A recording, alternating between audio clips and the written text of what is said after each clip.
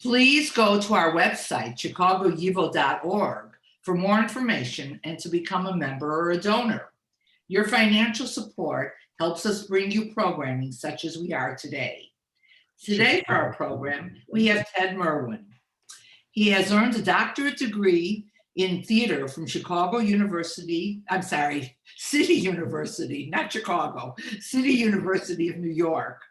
He taught Judaic studies at Dickinson College from 2000 to 2016, and now serves as senior writer for the Jewish Federations of North America.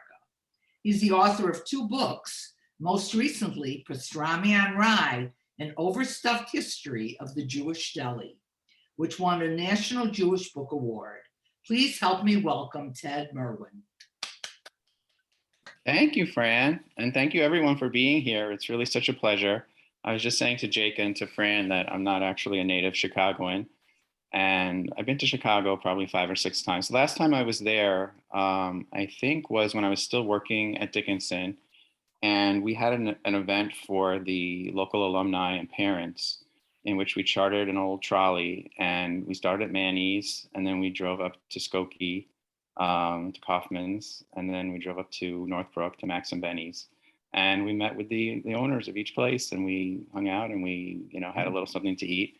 And it was a lot of fun, and it was one of the ways that I kind of got to learn a little bit about the different neighborhoods in Chicago. So I wanted to just start with, first I have to share my screen. Let's see. All of us is 7. Okay.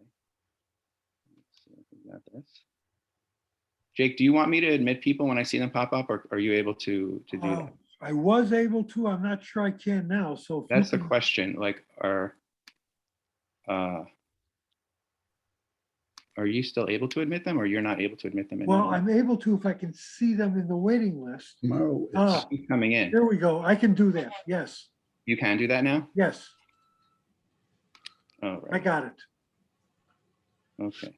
Now, what happened to my enable media? Okay, here we go. This looks good. I think I just need to make sure that I also share any music that we might have.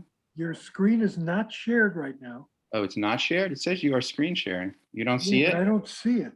No. Is anybody seeing it? I see it says something Max and Benny's Northbrook, but it's coming up. It's a very thin horizontal line. No, that was something else. Let me see. Let's see, share. Is that it? Same thing. Is you still not seeing it? Oh, now it's coming. No. No. No, I lost it. Let's try again. Okay, you got it now? Yes. Ah, we got it. Thank you. All right. Sorry for the little technical. Phosphate, you see. I cannot get the link on my computer. I can only get it on my phone. Great. I don't know what to do with that. Okay, please, everybody.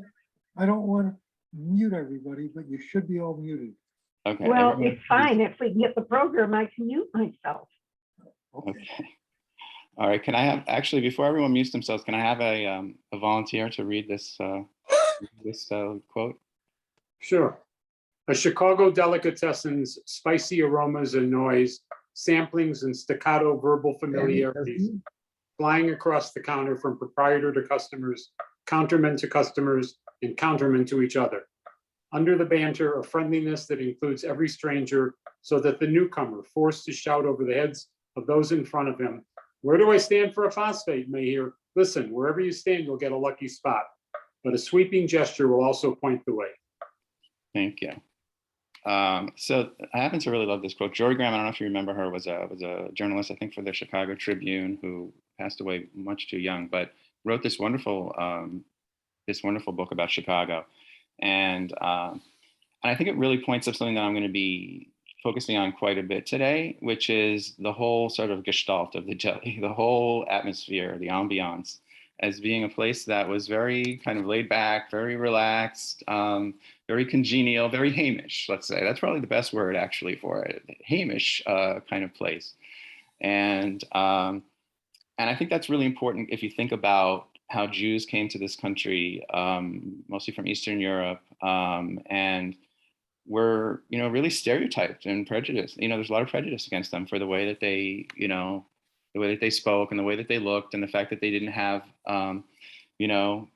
good manners according to the rest of society. They weren't genteel or gentile, right?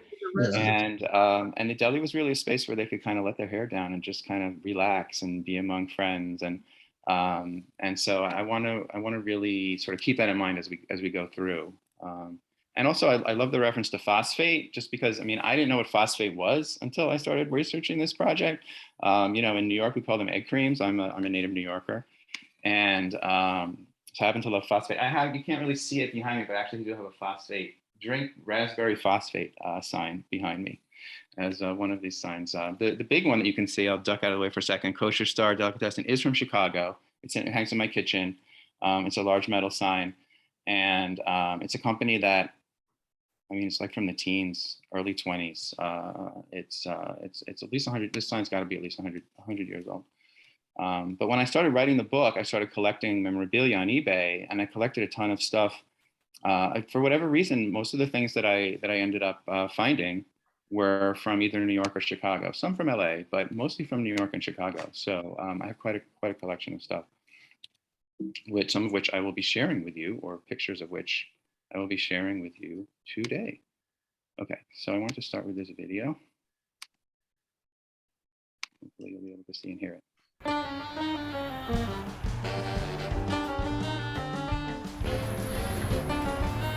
All right, let's talk delis. Now, there are some very good delis in the city of Chicago. Manny's, Eppie's, The Bagel, of course. But if you're outside the city limits, well, you're kind of SOL. That is, unless, of course, you're here in Chicago Heights, in the Southland area, where you think you've died and gone to New York deli heaven. Thanks, Mikey. All right, thank you. It's Bergstein's, and it's freaking awesome. What's good? Can I get a napkin? Harris Davis had a career in IT for 20 years. Then one day, he and his family decided to go back to their roots and do what they always wanted to do, bring a piece of the Big Apple to the Midwest, or from your bubby to my tummy. It is like an old bubby soup. Nice. You call her bubby? I called her Bubby. Yeah. You called her Bubby? Yes. It's Yiddish for grandmother. Right, I'm learning so much today, right?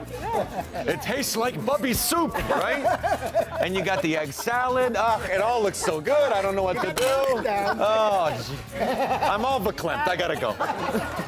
For the people in Chicago who don't know a New York deli, describe it. High quality corned beef and pastrami to start with. That's the staple. Gotta have it. Absolutely. And you gotta have the matzo ball soup and the cabbage soup. The fish salads are a big thing that. All right, as soon as he starts talking about fish salads, I sort of cringe a little bit, because when I think about a deli, I'm talking about meat, right? In New York, at least, we had, historically, there were delis, that served beef, smoked and pickled beef of different kinds, and there were appetizing stores and even dairy restaurants. So already, this is sort of an interesting thing in terms of the deli, the way that the whole definition of the word has actually changed over time. So that nowadays any kind of Jewish food is all sort of subsumed under this rubric of deli. But, there's a lot going on here, actually, I think, in terms of this whole notion of the deli being this New York thing, like it's got to come from New York in order to be authentic, which is actually not true when it comes to Chicago, because Chicago has its own very rich history of Jewish delis. And there's actually no reason to go back to Brooklyn or whatever as a reference.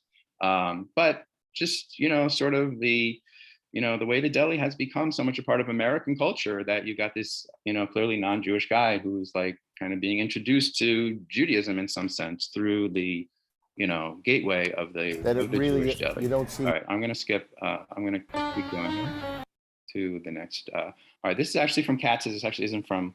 So one of the things that I will do, though, and the reason why I chose that clip to start with, is I want to somewhat parallel the history of New York and the history of Chicago throughout this talk, and show that they're actually quite similar in a lot of ways. And a lot of what was happening in New York was happening in Chicago at roughly the same time. It wasn't as if, and I'm sure all of you know this, that, this was all happening sort of contemporaneously, that Jews were arriving from Eastern Europe, and they weren't necessarily going through New York. I mean, they weren't necessarily staying in New York. They may have been going through New York and coming to Chicago. All right. Now, one question I'm going to have for you now is when people in New York think about delis, I think they tend to think about pastrami, first of all, as being like the main thing that you would go for a deli for. In Chicago, my understanding is that it's really corned beef. That was kind of king and was the more the stereotypical. So then I have another question, which is, aside from pastrami and corned beef, what is the other kind of Jewish beef that Jews would go to delis for? Like, what was up there with pastrami and corned beef? Let's see. Okay, good. Perfect.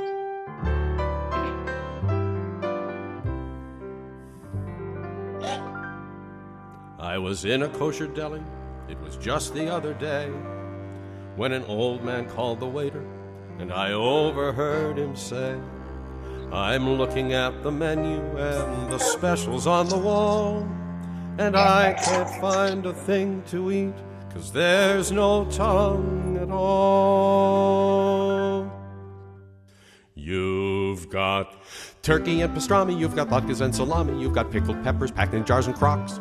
You've got gribbenis and knishes and a zillion kinds of fishes. I see whitefish, sable, Cisco, carp, and lox. You've got borscht and eggs and knockers pressed by all the alta cockers. You've got kishke, helsel, fricassee, and glum. You got gefilte fish and grain. You got seltzus and plain. So how come you don't have tongue? All right. My grandmother loved to eat tongue. I don't know how many tongue eaters we have on this in this group. But I see people's hands going up. So I never understood. You know, it's funny. I often start talking about the deli by recounting what it was like for me growing up. I grew up in Great Neck on Long Island, Jewish suburb of Long Island, right outside New York City. And my grandparents really only ate what they consider traditional Eastern European Jewish food. I don't think I ever saw them eat an egg roll or a slice of pizza in their entire lives. And they both lived into their 80s. And but they would come on the weekends to visit us. They lived in Queens, which was right across the New York City border, in Flushing. And so I would be the one who would be sent around the corner to get the food. And it was always the same order. It was a pound of roast beef, pound of turkey, dozen slices of seeded rye bread, can of Heinz vegetarian baked beans, a little container of gravy, stuff like that. And they would in those days, you remember they would actually total up the order with a black grease pencil on the outside of the wax paper bag when you would buy something from a store.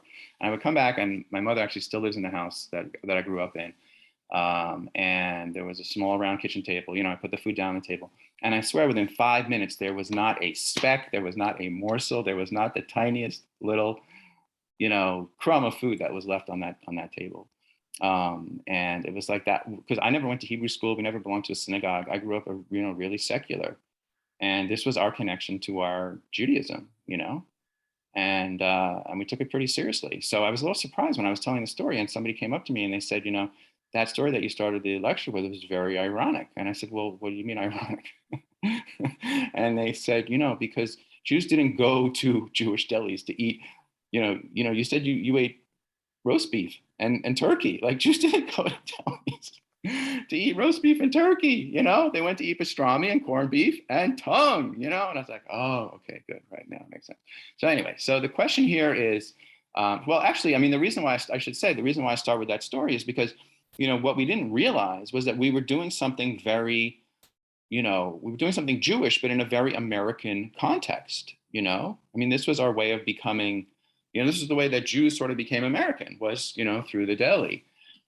Eating out was not something that Fran was just saying before while we were talking before the program, that they didn't used to go out to deli. They didn't eat deli food when she was growing up, after they came to this country, because, my grandmother once told me, she wasn't an immigrant. My grandparents were they were the second generation, the children of immigrants. She said they never ate out when they were kids. Never, ever, ever, ever, ever. It was too expensive, or it was just like, it was her mother's job to make food for the family. The idea of going out and buying food from a store was just not, aside from if you kept kosher, whether, there was any kashrut standard that was really being observed or enforced, that kind of thing. So anyway, so the question is, how do we get our hands around this topic, right? That's why I love this image from a recent article in The Economist about delis. How do we sort of really get a grip on it, and sort of understand what did the deli mean for generations of Jews in Chicago, who in many cases were, I think, similar to my family, to my parents and grandparents, were becoming more secular in general. And yet, they really found the deli as a place where they could connect to the Jewish community, where they could connect to their Jewish identity, to Jewish heritage, and so on, in a very pleasurable, and as I said before, very relaxed kind of way. All right, now, but first of all, I think we have to sort of ask, where does this whole, this is supposed to be a historical, talk. So where did this whole concept come from, of the Jewish deli? And that's how I started, in doing the research for my book, were there delis in Eastern Europe? Its food clearly traces its origins to Eastern Europe to some extent, or really from Germany, right? When Jews moved through, the Rhone River Valley, right? And they picked up the Yiddish language, and they picked up a taste for this kind of, salty, tangy, garlicky, again, smoked and spiced kind of food, right? And then they end up, moving to, Poland, into Eastern Europe in the Pale of Settlement. But are there delis in these places? No, not really. There are no real Jewish delis in these places. But the fact that the food is to some extent part of the culture, or at least is nostalgically back projected, retrojected, whatever, onto Eastern Europe, is clear from this classic song from the 1920s, right? Romania, Romania, which starts out by Aaron Lebedev singing about, what he used to enjoy. He wasn't from Romania, right? He's from White Russia. He probably never set foot in Romania. So it was all very, sort of nostalgic and idealized, but whatever.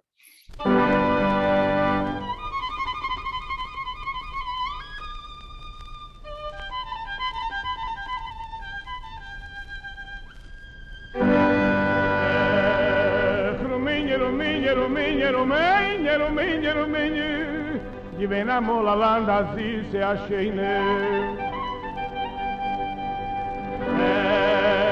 Rumänien,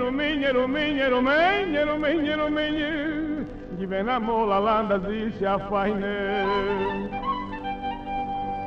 Dort zu weinen ist a vergenigen, wo du das Haargeliefer kennst zu kriegen. A Mama Liegele, a Pastromele, a Karnatzele, in a Gläsele Wein. All right, and then he goes into the diggy, whatever thing. But can we have someone who's a native Yiddish speaker unmute for 1 second and translate what we just heard, just so we make sure everyone knows what we're talking about? Jeffrey. You have to unmute though. Jeffrey, you have to unmute first. You're still muted.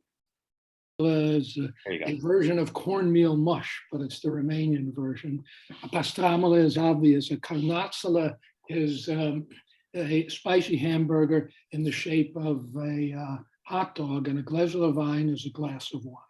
Okay, thank you. And what before that? What is he saying about living in Romania with such a farganigan? Venamola landa zisashen. It was a beautiful land, sweet and beautiful.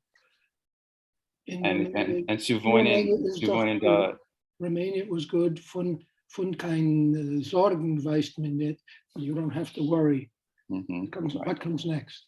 And a farganiga. This is a farganiga. Oh, yeah, pleasure. Thank you, Jeffrey. Okay, excellent. All right, so yes, a mama ligula, right? A pastromala, a karnatsala, and a glazel of wine. And every one of those words ends with what? It ends with l. And what does l mean? Well, it means two things, actually, right? There's two meaning. Jeffrey, since you're still unmuted, what does l mean? Verkleinerte form, means small. Yes, it means small, or it's also very frequently used as a what? Mamala. It doesn't mean she's small necessarily, right? A term of affection. Yes, very good. A term of endearment or affection. That's right. So, and it's interesting. I once read an article, I forget, it was like a scholar in Canada who wrote about this song, and she said, everyone always misunderstood this song. It's really about the pecking order, among the Jews who came from different parts of Eastern Europe, and she says, like the ones from Lithuania, the Litvaks, they were like, from this place of culture and learning and whatever, and the Polish Jews were stereotyped as being very, kind of ignorant and superstitious and whatever, and sort of all the way down, the Romanian Jews were like the worst. So the "le" is like, it's a satire. This whole thing is I don't know. I'm not sure if I totally buy that. But anyway, yes, I mean, I think the important point here is that we're talking about the diminutive form of all these things, right? The idea of you could only eat a little bit, right? Meaning probably they were too expensive. So you could only enjoy them in small quantities on special occasions, right? I mean, that kind of a thing. They were delicacies. They were what we would call delicacies, right?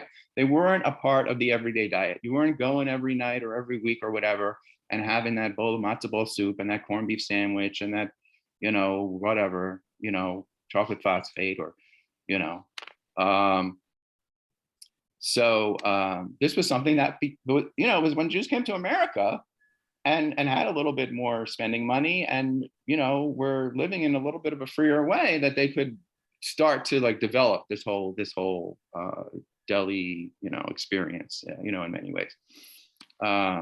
And so as I've been saying, I mean, I think for me, the most important part of the research that I did and the thinking that I did about the delicatessen is not the food necessarily itself, really. I mean, I'm not really a foodie. I'm not that knowledgeable about the history of food per se.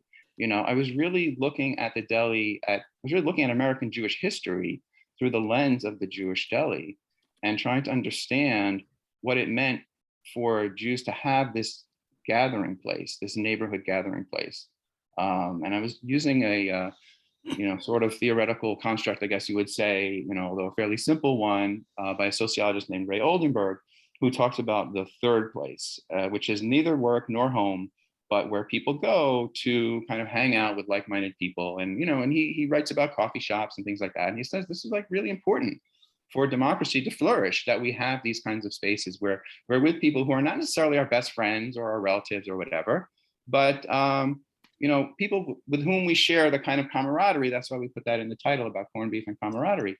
That sort of makes our lives complete, that kind of thing. And to really exemplify that, I like to play probably the most famous theme song ever written for an American sitcom. So you'll recognize it right away.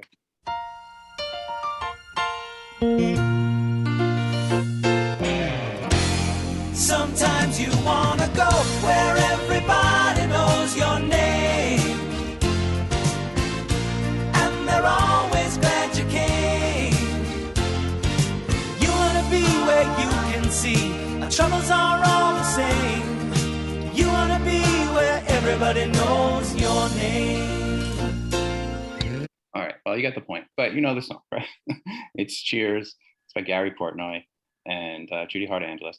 And so when I was writing the book, I decided, obviously Cheers was set in a bar in Boston. It wasn't about delis, not explicitly, not per se, but, I realized Gary Portnoy, he's got to be, he sounds Jewish. So I tracked him down and I said, Gary, were you thinking about delis when you wrote that song? And he said, no, of course not. And I said, well, were delis important to you in any way in your upbringing? I know that you lived in Brooklyn and then your family moved to Long Island or whatever. And he said, well, yeah, every Sunday night we would sort of pile into the family station wagon and we would go to Katz's. And that's where we would have dinner, before we started the week. And I was like, Gary, you were thinking about delis. Subconsciously, you were thinking about delis when you wrote that song. So I don't know.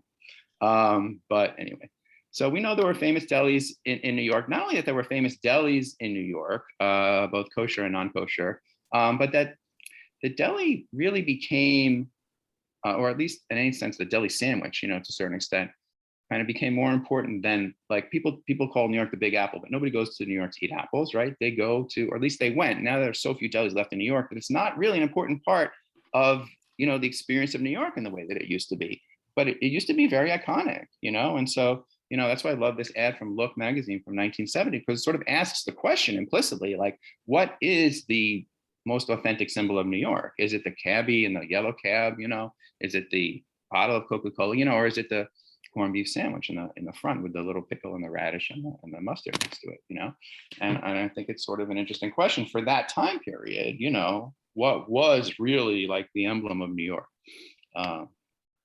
And so when I give I normally talk, I normally focus much more on New York when I'm giving these lectures. So I love this one from when New York was trying to be the host site of the Summer Olympics in 2012, the idea that Carnegie Deli sandwich is sort of worth its weight in gold. It was like, that's the highest accomplishment, was to eat a deli sandwich from Carnegie, whatever, that kind of thing. And also, I mean, in New York in particular, and I think in Chicago too, to a certain extent, although maybe not quite as much, this whole notion of the overstuffed sandwich, the quantity of food that one would get, becomes very much a part of Jewish culture. It certainly follows the Jews, at least in the New York area, to the Catskills and to that whole experience that you see in The Marvelous Mrs. Maisel and, you know, all that kind of thing, where she goes to the stage deli and they go up to the Catskills and all that kind of thing.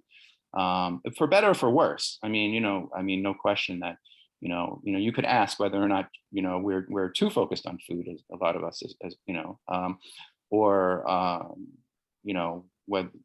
celebrate food to the extent that we do has its downside. Let's just put it that way, and move on from that. Anyway, so, but I haven't even really talked about like the history. I mean, I talked about the history a little bit, but I don't know if people really know where the word delicatessen even comes from. I mean, it's a German word, right? It's not really a Yiddish word, it's a German word. Delicatessen is the plural of the stores in Germany that sold, these kinds of foods. And this is a delivery truck for one of them. And so in some sense, it's an adaptation in New York and Chicago of a German model, right? You had German Jews, or Central European Jews, who come to the United States first before the great wave of Eastern European Jews starting in 1881. And so this is sort of like, taking that as a model and adapting it, first in a kosher idiom, and then maybe, becoming less kosher over time. But the word delicatessen actually derives originally from the word delicatus in Latin. And delicatus was not just about food. It really wasn't much about food. It was about it was like, when we say like delicious, we could talk about a person as being delicious. We could talk about anything as being delicious. It just means that it causes us pleasure, that it's, that it's beautiful, that it's enticing, that it's exciting, that it's alluring, that it's voluptuous. I mean, there was a whole sort of erotic subtext to a lot of this, which I have a lot of fun with when I, show When Harry Met Sally and all that kind of thing, when I do these kinds of lectures, when I focus on New York. With Chicago, I think with Chicago even, there is certainly this sense of the deli as being this, just incredibly fun, incredibly exciting, place to go to. So, we have delis in Germany, and we have, similar kinds of specialty food stores in Paris, the charcuterie, right? Or the salumerie in Italy, right? Places that, sell these kinds of, a lot of pork, but, a lot of, again, smoked and pickled and cured and spiced meats. And then, towards the late 19th century, when the huge wave of Eastern European Jews comes to this country, to New York, to Chicago, and to other places, you have these kosher sausage companies that start up. And that's really the beginning of it. Probably, we don't know what the first delicatessen is, either in New York or Chicago, I don't think, but we know that they were to some extent an outgrowth of the kosher meat factories, the kosher sausage factories that maybe started selling some prepared foods on the side, or maybe there were butcher shops that got their food from these factories, and then they started selling some. We don't know. Nobody really knows. But certainly in New York, Isaac Ellis is one of the most famous ones. And in Chicago, in the Maxwell Street area, is where you have, all of these factories and eventually delis that open up. And so this is Maxwell Street. And on the corner, actually, and you can't really see it, is Levitt's Delicatessen and Restaurant. It's a little bit hard to see with all the crowds that are shown here. But you have Vienna. And I'm just looking at, there was a Chicago Jewish History, I mentioned this to Jake, there was a Chicago Jewish History newsletter issue 10 years ago, summer of 2012. That was about these meat companies. And it talks about, there's a whole page on Vienna, and that's where I got this picture from, actually. And it was started by a couple of immigrants from Budapest who came in the 1890s, Samuel Ladani and Emil Reifel. And they were originally at O'Brien and Halsted Streets in the Maxwell Street area. And then they created this bigger facility around 1920. So I'm guessing that's what this is, the grand opening of the 1921 North Damon Avenue, 2501 North Damon Avenue. And they started making these kosher sausages, eventually under the Wilno brand, or Vilna, I guess you'd say Vilna brand.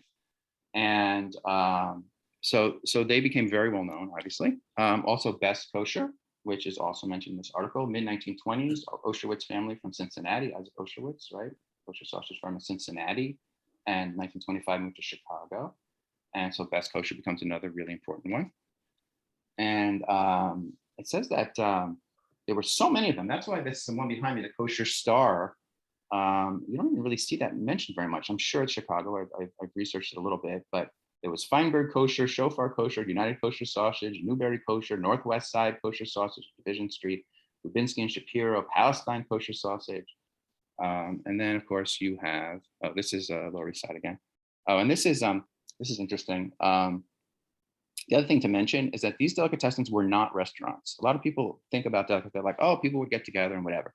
No, not so much. I mean, certainly not on the Lower East Side, and I really don't think on Maxwell Street either. I don't think they were so much. I mean, later on they were, but at least originally they were takeout stores. In fact, when you look up the word delicatessen in old newspapers from the turn of the 20th century, you never see the word delicatessen just stand by itself. You know, you see delicatessen store. But then this is actually Philadelphia after the turn of the 20th century. You can see not only kosher bologna, sausage, tongues, whatever, but you see towards the bottom also fine lunchroom. So they had to point that out, right? That this was a restaurant. And you start to have this whole phenomenon of Jews going to the deli to be able to eat. The deli was not on the Lower East Side, was a very prominent institution at the turn of the 20th century. There were 10 delis, according to a survey that was done of the really heart of the Lower East Side. And Chicago, I think, also was sort of slow to take off. I think you had these companies that opened, 1900, 1910, 1920, what I just was talking about a minute ago. But the pictures that we have are mostly from when the neighborhood, as you can see, started to change and started to become more of an African-American neighborhood than and less of a Jewish neighborhood. And one of the things that really interests me, and I'll be talking about it quite a bit today, and you see it much more in Chicago, by the way, than you do in New York.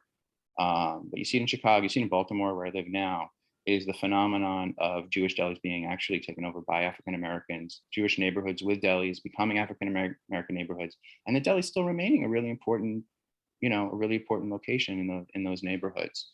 So there's a lot of interplay, let's put it that way, between Jews and African-Americans in the space of the deli in Chicago. And it's one of the reasons why I became interested in studying Chicago, quite honestly, because I was interested in looking at some of those connections. But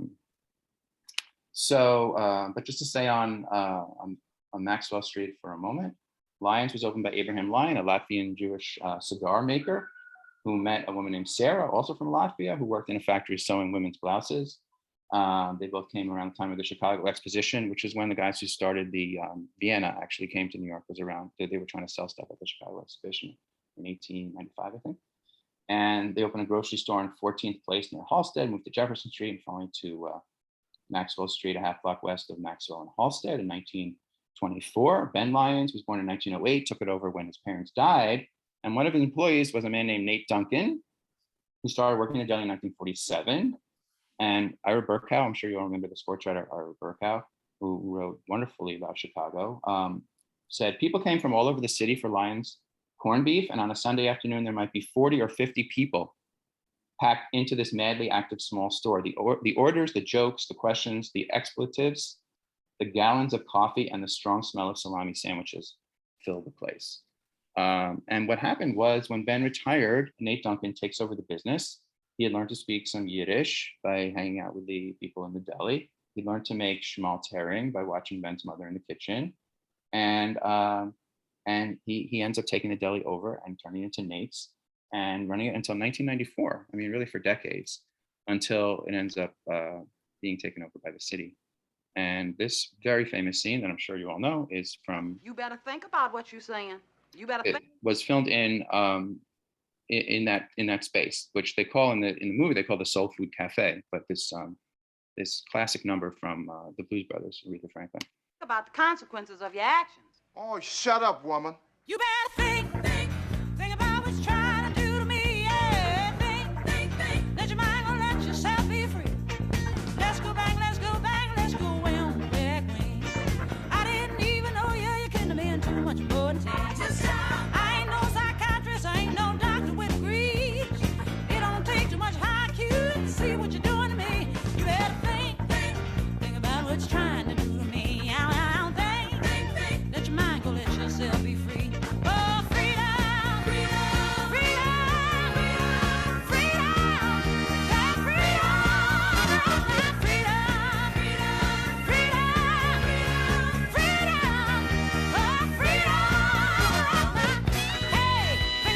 So interesting. I mean, given what I was talking about earlier about the deli being this place where Jews could really kind of relax, this is an African-American, group taking over the deli and saying, this is the place where we can experience freedom, which is, it's so fascinating, right? I mean, it sort of continues to be this place of liberation of all different kinds. So that's why I love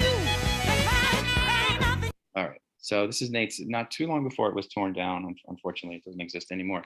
But, there was all this redevelopment and everything that's going on in the Maxwell Street neighborhood.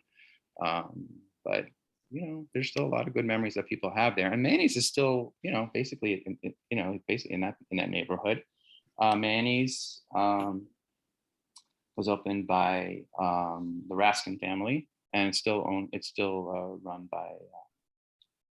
by them. And been to Manny's a few times. I'm sure you all know quite a bit about it, and also the fact that, and there was another deli actually before they opened Manny's. They opened another one called Purity Delicatessen, which I'll mention in a moment because there's a different Purity Delicatessen in Albany Park, which didn't have any relationship to it. But the Raskins, the family had started by opening cafeterias, and then they end up opening delis. I have a great quote from Ellen Steinberg and Jack Prost. If you remember, there was a book that they wrote several years ago about Midwestern foodways.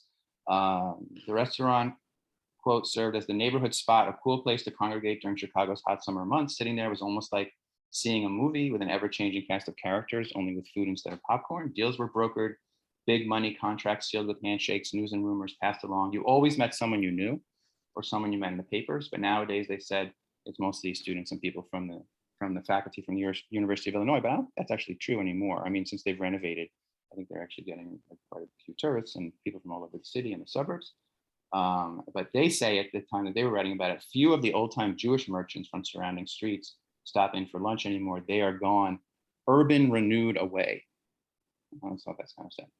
But Manny's is certainly the place where I have a photo later that I'll show of Obama there, Rahm Emanuel. I mean, this was like, still I think the place where you go to sort of press the flesh when you're campaigning for any higher office in Chicago, whether you're Jewish or not. This is New York. The other thing I want to talk about in terms of both New York and Chicago is the way in which the deli became very much a kind of celebrity hangout, a place where you could go to try to rub shoulders with a celebrity, where the walls were plastered with pictures of celebrities often. Manny's is plastered with pictures of newspaper articles and historical stuff, which I think is cool. But there are delis actually, like the Bagel in Lakeview, which has all the theater posters, which is very reminiscent of the way the delis would have pictures of stars and things like that. But I think what's important to emphasize here is that, I mean, these were places where important people would come. I mean, Manny's a place where the firefighters and the policemen and the local politicians and things like that. But also there were, but they were people who were like the power brokers, let's put it that way, in the city of Chicago. I mean, traditionally, and I think for Jews, this was something that, really meant a lot on a number of different levels. I mean, particularly when Jews weren't yet really American yet, weren't really accepted fully into American life.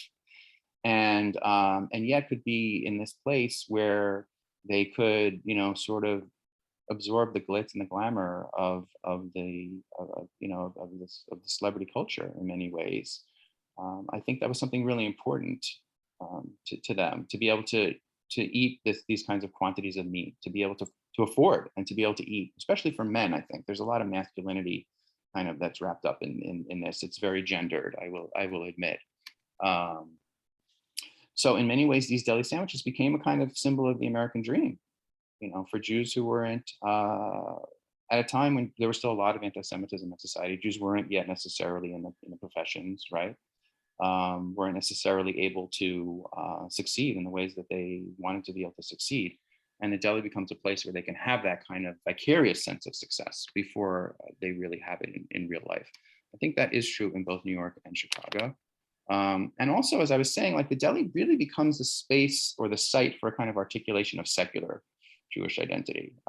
So for example, Harpo Marx would come back to New York after traveling in Chicago, after traveling all over the country with his brothers. They were from New York. They would come back to New York. And he would say, I love coming back to New York because I had 2 homes away from home. He says, Lindy's and Rubens. He says, here were places where I found my people speaking my language with my accent, right? And that's kind of like what it was about, you know, like not kosher places, right? Same thing in Chicago, not kosher necessarily. Places where you could go and you could eat the foods that, actually it's interesting, that Hasia Diner, who's a professor at NYU, she wrote a wonderful book called Hungering for America. And she compares the Irish, the Jewish, and the Italian, you know, groups, both before they came here and after. And she says in the chapter on Jews, she says, you know, these were foods that Jews learned to think of as traditional. They weren't, you know, we mentioned this, right? Jews were living in poverty for the most part in the Pale settlement. They weren't eating these foods on a regular basis, if ever, you know, or maybe, as we said, in very small quantities on special occasions. But they come here and they start to think of this food as like, this is the food of my people, you know, and then later generations look back on that and say, oh yeah, this was the food that my parents ate and my grandparents ate when they came to Lower East Side, when they came to Maxwell Street, right? That's what these, right? And they see it as part of immigrant culture, when it really wasn't part very much of immigrant culture. It was really a part of that second generation culture, like my grandparents' generation. That's who really made the deli their own. That's when these delis started to flourish. Really, when Jews moved out of Maxwell Street, right? And they moved to the West, you know, they moved to Lawndale, right? And I want to get into that. I want to make sure that this is Albany Park, as I mentioned before. So that's even a little bit later. The reason I brought this in is because this whole notion of celebrity culture, this is actually a silent movie from 1929 from New York with Morton Downey. If you remember Morton Downey Jr., who was a famous, very controversial talk show, kind of invented the whole genre of trash talking TV where people would scream at each other and say horrible things and whatever. Maybe kind of a little bit of a mixed legacy, but his father was a famous Irish opera singer named Morton Downey. And this was a scene from Mother's Boy, 1929, silent film, in which he is living on the Lower East Side and he goes into a Jewish deli. And these are two Yiddish theater stars from that era, Jenny Moskowitz and Jacob Frank, who appeared in New York and all over the country, I'm sure in Chicago. And it was kind of like, you need to have that obligatory Jewish deli scene, you know, even in the 1920s, when people thought of New York, they thought of Jews, they thought of delis, they thought of deli food, you know, that kind of thing. And so that's kind of the connection. But yeah, Chicago has its own story based on the fact that there were these very important kosher meat factories, much more important in Chicago than anywhere else in the country, of course, because Chicago is and was, you know, the center of meat packing. So the dressed beef went out from Chicago, you know, and it particularly went to the West Coast. So almost every menu, matchbook, everything I have in my collection from the West Coast delis, you know, talks about how the meat is coming from Chicago. And so Chicago has this really outsized influence when it comes to the West Coast. And these kosher beef factories did all kinds of promotional things. This is actually a clock that I have in my collection. It's one of my favorite things. It's a prototype. So as far as I know, it's the only one in existence. It's a light up clock from Sinai 48. I don't know why they didn't manufacture more of them, but it's one of the pride and joys of my collection. Vilna kosher products, again, going all over the country, but particularly to the West. Kosher Zion. In New York, we had Zion Kosher, which was a competitor with Hebrew National. And in Chicago, it was reversed. It was a different company called Kosher Zion. Interesting, just in terms of like the fact that so much was focused on Zionism, you know, like, as I said, like secular Jewish identity, right? Less religious, more secular. So what's going to be then the touchstone of secular Jewish identity other than food? Well, it's after 1948. So all these companies, and not all of them, but a lot of them, Sinai 48, right? Kosher Zion, they're really using Zionism. It's kind of interesting how much that factors in. This is 1929. This is a Chicago deli. I don't know where exactly, but I really love this photo because it's got this gangster looking guy in it. This is obviously the Al Capone era, and all these guys look like they're, you know, if they weren't serving food, they would be gunning people down. That's you know, they'd be having a gang. You know, they all look very, very kind of scary, not just serious, but literally scary. I mean, at least to me. I don't know, maybe I'm wrong. Also, I don't get this whole banana thing in the front. Like, really, where does that come in? I don't know what that means. But anyway, yes, this is Chicago, 1929. And this is Vienna sausage. You can see in the middle. I actually don't know either where this is from, but it's also 1920s. And Jews moved to Lawndale, right? I mean, that's the thing. They moved west. Lawndale becomes home to about 40% of the Jews of Chicago. By 1930, there were 110,000 Jews who were living there. There are synagogues and labor unions and Yiddish theaters and movie theaters and performances by the Marx Brothers and by Benny Goodman and Sophie Tucker. There are orphanages and old age homes. The offices of the Forverts are there, as Jake will tell you, and many of you know. And where was the shopping done? There were lots and lots of, there were mom and pop stores that were sort of dotted around the movie palaces on Kedzie Avenue or Roosevelt Road. Best Kosher moves to Lawndale, Lazar Kosher moves to Lawndale, and then there are delis, Carl's, Rubenstein, and Glickman's, Mitzi's, Silverstein, Samuel's. You probably will know more. I'm not checking the chat, by the way. I'm not looking at the chat at all in case people are putting stuff in there. I'll look at it at the end.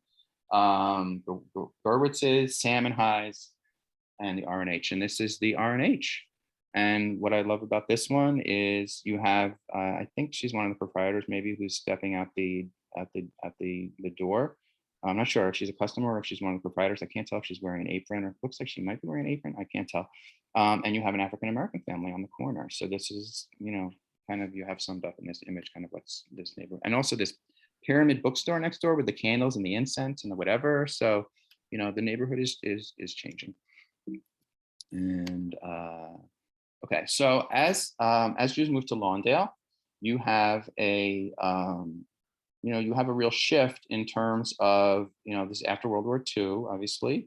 A lot of the barriers to Jewish advancement, you know, the quotas in the universities and the, you know, Jews can, if you have a gentleman's agreement, right? I mean, Jews are starting to be able to go, you know, in this period to stay in nice hotels and move to nicer suburbs and belong to country clubs and things like that.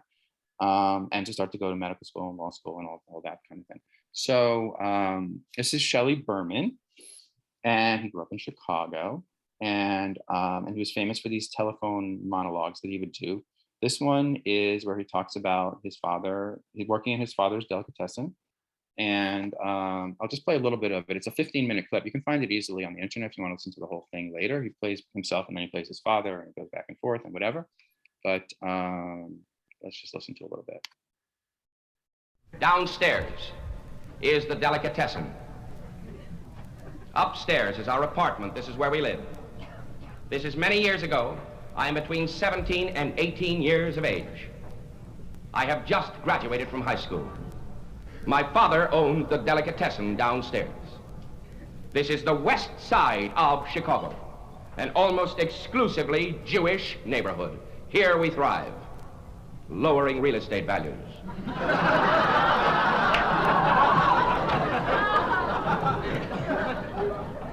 And here we are moderately happy because we don't know from such things and we couldn't help it anyway. My father makes a reasonably good living in his delicatessen, selling sandwiches to the laborers in the neighborhood, and there are many laborers in this neighborhood. My father refers to laborers in a rather peculiar fashion. He calls them goyim. I will explain this esoteric term. Nobody will be left out, I assure you. Goyim is plural for goy. Goy is a rather singular way of saying Gentile. As far as my father is concerned, all laborers are Gentiles. Even a Jew who is a laborer is a Gentile as far as my father is concerned. He is an exceedingly narrow-minded man. True, he was. He is. Downstairs. All right, I'm not going to play the whole thing, but what's interesting is that, you know, there's all this kind of like stereotyping and, you know, of laborers and whatever, but, you know, and so what happens is that he wants to be an actor. I don't know how autobiographical this is, but in the skit, you know, he says to his father, my friends are all, you know, going to New York to go to acting school, and I need $100 to go to New York to go to acting school. And the father's like, forget about it. There's no way, you know. I mean, he's like, you know, you need to be, if you're not going to stay in the deli, then you need to be a doctor or a lawyer or a CPA or something like that, you know. Like, you're not going to hang on a shingle saying actor on it. is what he says. And you know, at the end, I'm giving away the ending, but at the end he finally relents and whatever. But this whole notion of like he's a laborer, these are laborers who are his customers. I mean, but he's a laborer. I mean, like basically, like this is incredibly hard work. Was, you know, I mean, it was schlepping these, you know, huge cuts of, you know, sides of beef, you know, down to the basement to the barrels to be curing them and brining them and whatever, and bringing them back up again and doing all the cooking and all that. I mean, this was really, really hard work. And one of the reasons why I think a lot of the sons and daughters of deli owners didn't go into the family business, and why delis started to close, you know, in the post-war decades, was because of exactly that. So I'm sure you all remember Mickey Katz, and I'll just play quickly a song about this. All right, Jeffrey, I'm going to need you in a minute, okay? So you got to listen really carefully to the Yiddish, so you'll be able to translate, okay?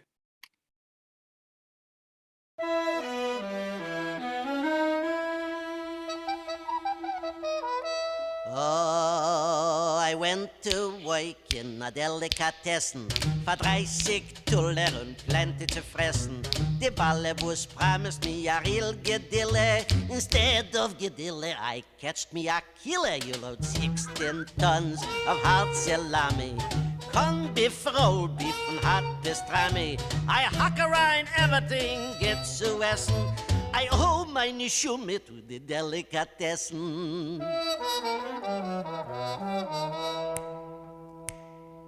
I was born one morning and I gave a geschrei. My mishpuche was happy, it was a holiday. I wanted my bottle, I felt real chipper.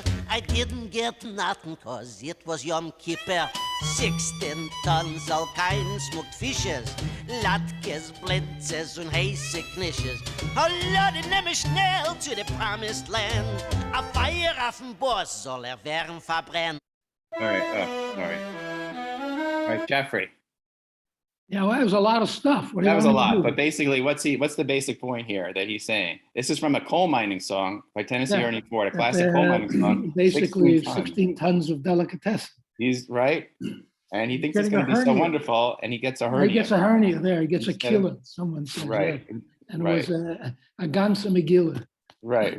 Very good. Thank you. Okay, that was a little bit of a hard assignment that I gave you, but you acquitted yourself extremely well, I have to say, Jeffrey. So a shame of donk.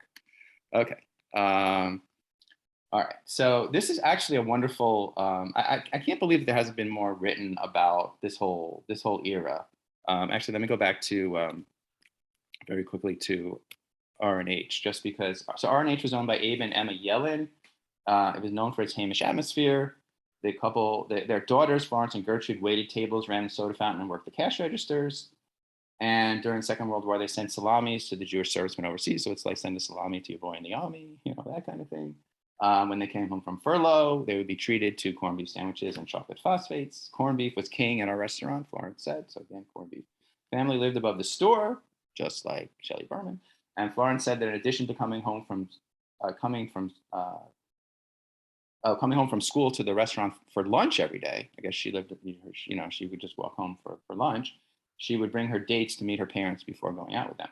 She even met her husband, Al, while she was working the cashier one day. She said, customers were more than patrons. Our steady customers became like extended family. We had a group of young blind people who were regulars, and they were all invited to my wedding. Workers from Sears Roebuck down the block came in at lunchtime, and the local house painters would start the day with breakfast at our place. There were doctor's offices across the street, and Dr. Norman Silverstein always came across to our store. As soon as my sister and I saw him crossing the street, we prepared his favorite drink, a pineapple phosphate. There were also, you know, just to say briefly, in addition to delis, there were Romanian steakhouses like Joe Stein's and Alter's. There were working class cafeterias like Messengers and Zweig's, which was known for roast beef, stuffed cabbage, and carrot simas. Fluky's Hot Dogs has started as a stand on Maxwell Street, as we all know. That moved to Lawndale, an ice cream parlor called Ye Old Chocolate Shop.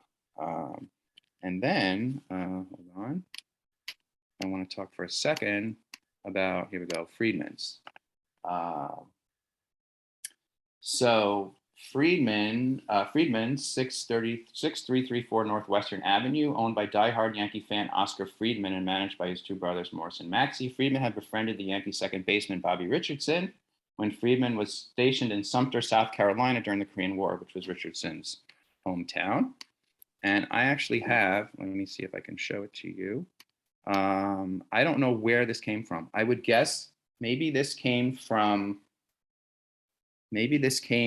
Friedman's office or something like that. Somebody took this article and made it into this huge wooden plaque. Basically, they put it onto this plaque, and it's all about the fact that the Yankees have this new manager, Yogi Berra, and And so Freedman's son Mark said every time the Yankees came to town, they would all get to go to the game. The Freedmans would all get to go to the game. But before the game, they would deliver a paper sack of sandwiches and pickles to the Yankees dressing room, and they get to meet Richardson, Tony Kubek, Elston Howard, Whitey Ford, and the new manager, Yogi Berra. When the Berra gastric juices gurgle contentedly, Bill Gleason noted in the sports column in the Chicago American, right here, they are playing a fanfare in tribute to Oscar Freedman. So, and then you have, to continue the sort of celebrity associations, you have Bob Elfman's on North State Street next to the Chicago Theater. Elfman's opened in 1933, and it was decorated with huge wall-sized photos of Wrigley Field. It closed in 1985 because the city renovated the theater, and it was estimated to have served 6.75 million pounds of corned beef. Okay. Oh, and then I forgot to mention in terms of Freedman's, I'll just say quickly that one of the celebrity customers of Freedman's was Nat King Cole, who performed with his trio at a nearby nightclub called the Ragdoll. And Cole would drive Oscar Freedman crazy because he would order the weirdest kind of combinations just to, like get a laugh, whatever. Corned beef and sardines was one of his things that he would insist, like just to drive Oscar crazy. Okay. Now, I'm running out of time, unfortunately, but I want to just make sure that I make the point here that, I promised to talk about sort of the African-American connection. That's where I get into Nat King Cole for a minute. Let me just play this quickly.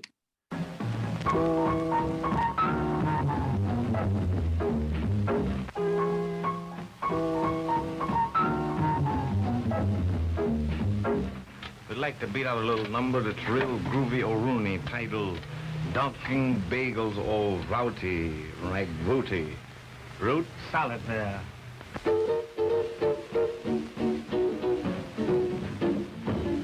Dunkin' bagels, Dunkin' bagels, Dunkin' bagels.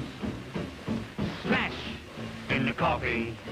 Dunkin' bagels, Dunkin' bagels, Dunkin' bagels. Splash in the coffee. Matzo balls, matzo balls and Rooney. Gefilte fish. Gefilte fish about it. Pickle herring. A pickle herring, McVouty, Dunkin' bagel. All right, well, you got the point, but definitely a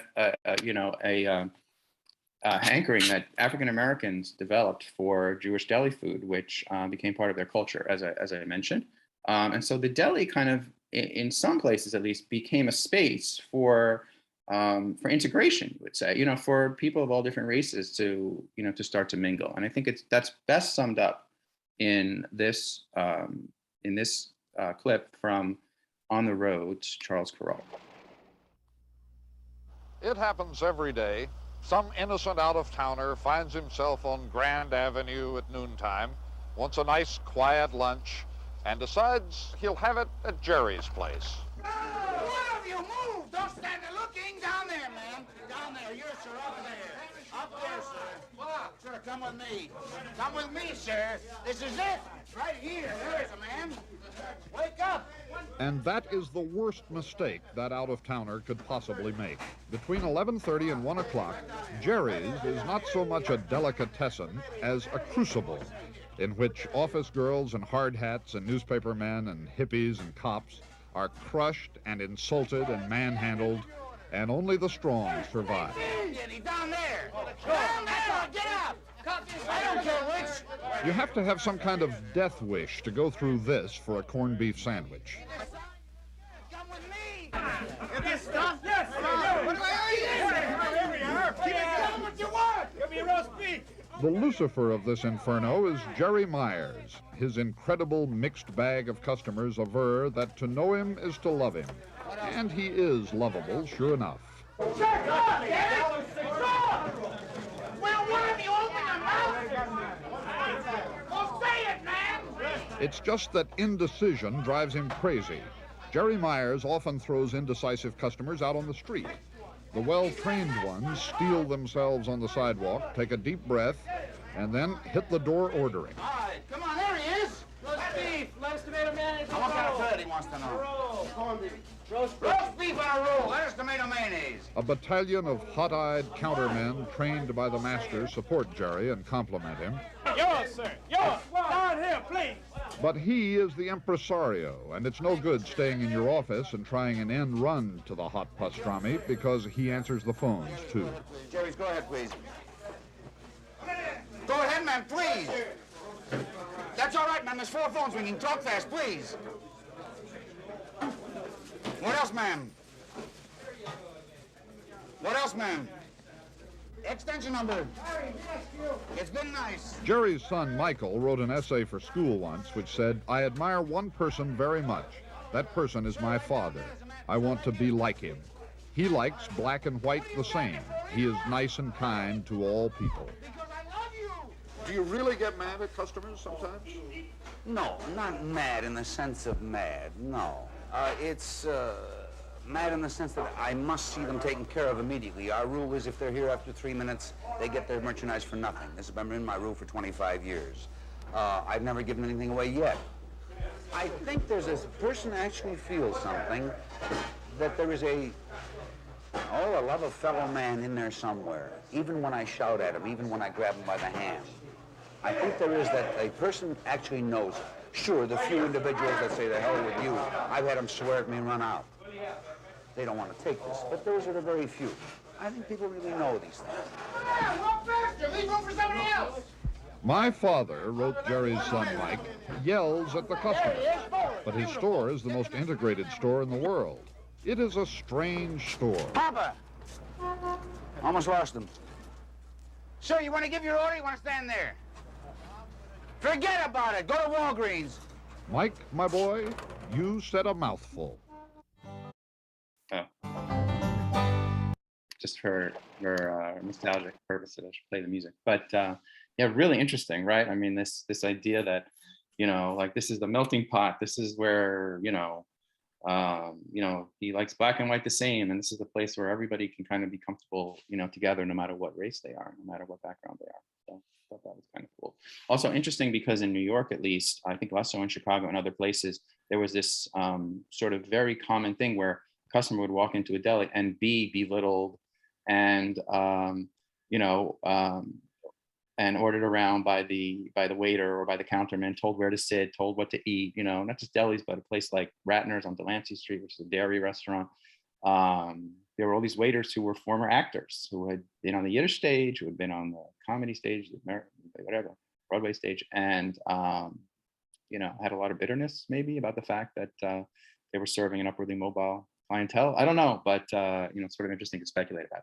All right, so I need to wrap up, but just quickly, of course, I need to mention some of the classic delis that ended up moving, up to Rogers Park and then up to the northwest suburbs or to the Gold Coast or to the Loop or whatever, I mean, Ashkenaz, obviously very famous deli, starts west 1432 West Morris, moves up to Rogers Park and then to the Gold Coast before finally going out of business. Salmon Highs and Skokie. Oh, right, and Skokie, right, of course, Skokie. Leon's Skokie, Salmon Highs, Skokie, Leon's was Skokie, Braverman's. Braverman's is big. And Sam Braverman was on the cover, as you can see, of Midwest Magazine in 1966. And this enormous, talk about the overstuffed sandwich, enormous corned beef sandwich in front of him, which of course makes us think about one of my favorites. Do not make a stingy sandwich, pile the cold cuts high. Customers should see salami coming through the rye.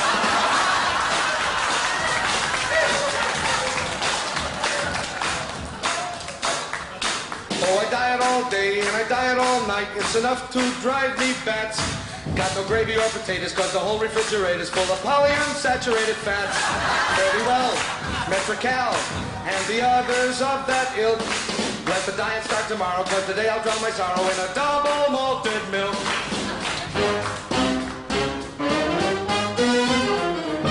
When you go to the delicatessen store, don't buy the liverwurst. Don't buy the liverwurst. Don't buy the liverwurst. I repeat, what I just said before. Don't buy the liverwurst. Don't buy the liverwurst. Oh, buy the corned beef if you must. The pickled herring you can trust. And the lox puts you in orbit. A-OK. But that big hunk of liverwurst has been there since October 1st. And today is the 23rd of May. So when you go to the delicatessen store, don't buy the liverwurst. Don't buy the liverwurst. Don't buy the liverwurst. It'll make your insides awful sore. Don't buy the liverwurst. Don't buy the liverwurst. All right. And where was Alan Sherman born? Anybody know? Chicago. Born in Chicago. Moved to New York, LA, Miami, and did 21 different public schools during the course of his education. You can see how he had an unconventional upbringing, to say the least. 21 different schools. All right. Mort's Deli. I love this one. Elegant dining under the cars. You see that on the bottom? Very, very funny. Very funny joke. All right. Jake, I need to know, do I have like another, how much time do I have? Do you want me to wrap up now? Or everybody is in rapt attention. So I mean, I'm closing. You know, I just closing. I want to say a few more things. Let's put it that way. Maybe play one more clip, one or two more clips, and that's it. But I just want to say, okay, Shannon Doc. So anyway, we've been talking about the fact that deli owners their sons, and I mean mostly sons, but their children didn't want to go into the business because it was hard work, and you know.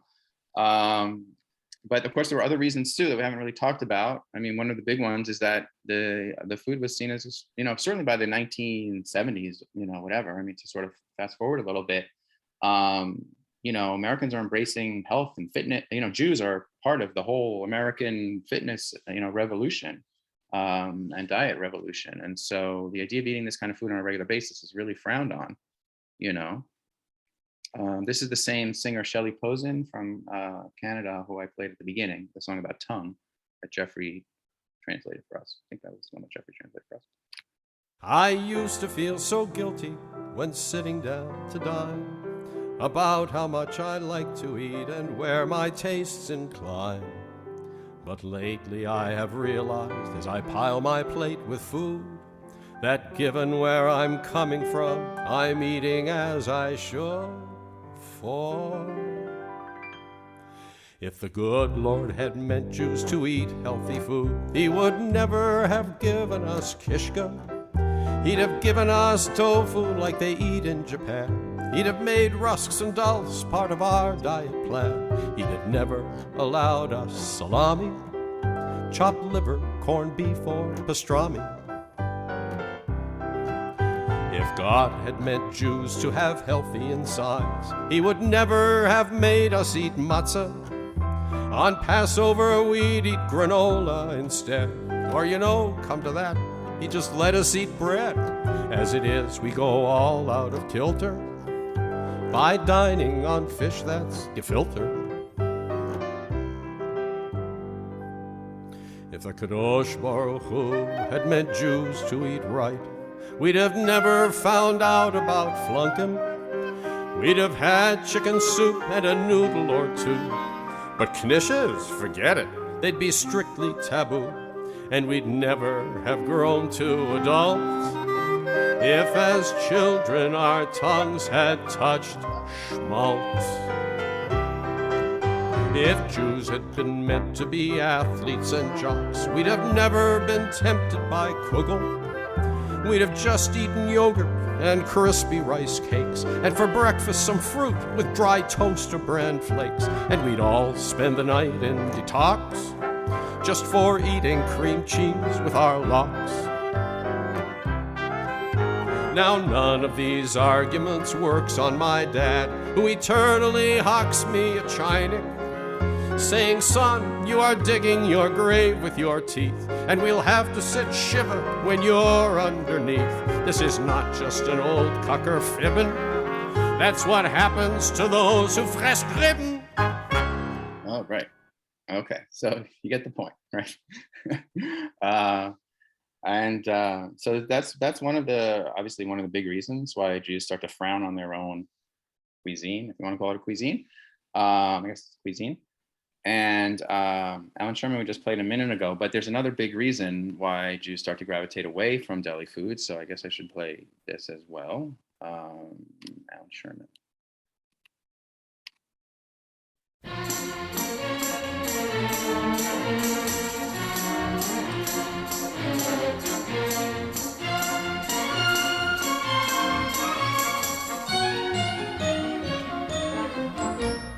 If you like Hungarian food, they have a goulash, which is very good. Or if you wish a dish that's Chinese, somewhere down in column B, there's lobster Cantonese. Enchiladas, that's what people eat in Mexico. Shish kebab is skewered in Armenia, you know. Then there's blubber, the favorite of the frigid Eskimo. Such delicious dishes, no matter where you go. Chicken cacciatore is Italian, kangaroo souffle must be Australian, mutton chops are definitely British, chicken soup undoubtedly is Yiddish. Pumpernickel comes from Lithuania. Hasenpfeffer comes from Pennsylvania. Wiener Schnitzel's Austrian or German. Kindly pass the sauerbraten, Herman. Borscht is what they're eating in the Soviet. Wait, I think we've got some on the stove yet. See the mouse underneath the jungle sky. Jolly mouse eating missionary pie. Frenchmen eat a lot of bouillabaisse there. Dutchmen eat a sauce called hollandaise there. Smorgasbord in Sweden is the winner. In America, it's TV dinner. All right, so I'm not gonna play the whole thing, but Hungarian goulash number 5, based on, I mean, who else could take, you know, a classical music piece like Johannes Brahms, Hungarian dance number 5 in F flat major, or minor, sorry, and turn it into a comedy song. Just incredible brilliance. Anyway, we talked about Obama, Rahm Emanuel, others at Manny's and other places. And then, you know, also delis in the suburbs. This is Lyons. This is the owner, Marty Lyons of Marty Stein of Stein's Deli in Lyons. And then you have newer delis like 11 City Diner in the Loop. And you have all the delis that have moved up to, as we mentioned, you know, to the northwest suburbs, to Skokie, and then to Northbrook and to the other suburbs. So Kaufman's and Skokie, Max and Benny's in Northbrook, and so on. And then newer one, Steingold's, which is sort of, there's a breed of newer Jewish delis that have opened up across the country that are trying to sort of reinvent the food, make it more gourmet, you know, whatever. And there's, you know, there's a debate about that, or there's mixed feelings, there's ambivalence. A lot of Jews in particular have about delis that are catering to a mostly non-Jewish clientele that aren't really trying to necessarily summon up the kinds of nostalgic associations that Jews have, because if they did, they wouldn't be foregoing the overstuffed sandwiches, and they wouldn't be, you know, like having everything be artisanal and organic and this, that, and the other thing, right? But they're trying to appeal to a 21st century, food ethic and so on. And so, you know, some of these delis are actually kind of interesting, but whether they're like the ones of old, you know, remains a debate. This is the bacon sandwich at Steingold's. I don't know. I don't eat bacon, but looks beautiful. So I don't know, but doesn't remind me of a classic Jewish deli. I can tell you that much to be absolutely sure.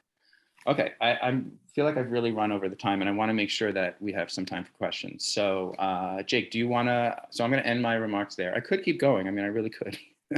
I can see that, and I think everybody's enjoying. We've had very little diminution in our audience. If people have questions or comments, and Ted is willing to take some, yes. You're allowed to unmute yourselves at this point, but please. Yeah, let me look at what we have in the chat. Someone said no. I don't know what the no is, but maybe Beverly can tell us what she was saying no about. In New York City, yes, phosphate is syrup with only seltzer, no milk. Well, there are no phosphates in New York City. I've never heard of phosphate growing up in New York City, but if you're talking about an egg cream, then it would have milk in it. Without refrigeration, pickled or cured meat lasted longer. Absolutely true. The Skirball Cultural Center in LA, yes, is having an exhibit that's opening up in this month, in the next couple of weeks, actually. And I'm going to be speaking in connection with that exhibit in June. And also it is coming first to New York in the fall. And so I've been working with the curator in New York on adding in all the New York references and trying to squeeze in some Chicago ones as well. But it is going to be coming to Skokie, to the Holocaust Museum in Skokie, I think after New York. So I'll definitely reach out to them. And you should all keep an eye out for that. And maybe I'll be invited to speak at that, who knows? Katz's was not kosher, that's true. Ashkenaz, I don't know if I mentioned it originally, but I mentioned it towards the end. West Rogers Park in Chicago. Okay. Are you going to be on YouTube? This is going to be on YouTube. Jake's putting this up on YouTube. Yes, we record these and hopefully it will be up available on YouTube soon. Okay. Such a tragedy. The city destroyed the last remains of Maxwell Street, including mates in the 90s, guys and dolls. Yes. I was going to talk about that, but I kind of skipped that. Somebody says, Joyce, I was working, this was just to me privately, about something about a Jewish orphanage and sending flyers to delis across the country for the reunion of Jewish children who are raised at an orphanage. Interesting. Will the recording be sent out? Yes. Jake's going to send out the recording, right? Skirball opens April 14th. That's right. Steingold's. I have to look it up. I don't remember exactly what the address is of Steingold's. Okay, that's it. That's all I'm seeing in the chat. Does anyone have any other questions? I see Jeffrey has his hand up. Go ahead, Jeffrey. Oh yeah, I grew up in New York in the Bronx, and we had chocolate egg creams all the time. And when I was there a number of years ago, I was served the vanilla egg cream, which in my opinion is the end of civilization as we know it. Along with the blueberry bagel, I'm sure. But I've been really interested in learning more about egg creams and phosphates and the differences between them. But the phosphate definitely was something that wasn't just served in delis, right? I mean, it was served in soda fountains and all kinds of places like that. But it's very, very iconic for a lot of people in terms of their childhood. I don't know whether, I think some of these newer delis like 11th City Diner, I think have really tried to bring back phosphates. I was struck for a while, I don't see it quite so much anymore, but for a while it seemed like almost none of the delis in Chicago would actually use the word deli in their names. So they would be called like Manny's and Braverman's and all these places, they'd be called cafeterias, they'd be called diners, they'd be called, whatever. And almost never, and I sort of wondered about that, but now I think you're starting to see more that a place like Steingold actually explicitly calls itself a delicatessen. But for a while there was a reticence, I guess you would say, to use that word for some reason. Ted, I want to thank you. You've certainly given us a great deal of information and pleasure. Thank you. I assume that everyone else enjoyed it. We had well over 90 people joined us. And I thank you very, very much. And if you're going to be in Chicago, drop us a line. I will. We'll go get a corned beef sandwich together or something. I'll take you up on that. I will, Jake. You got it. All right. Thanks very much, everyone. All right. Take care. And everyone, have a Zis and Pesach. Danke. Zis and Pesach.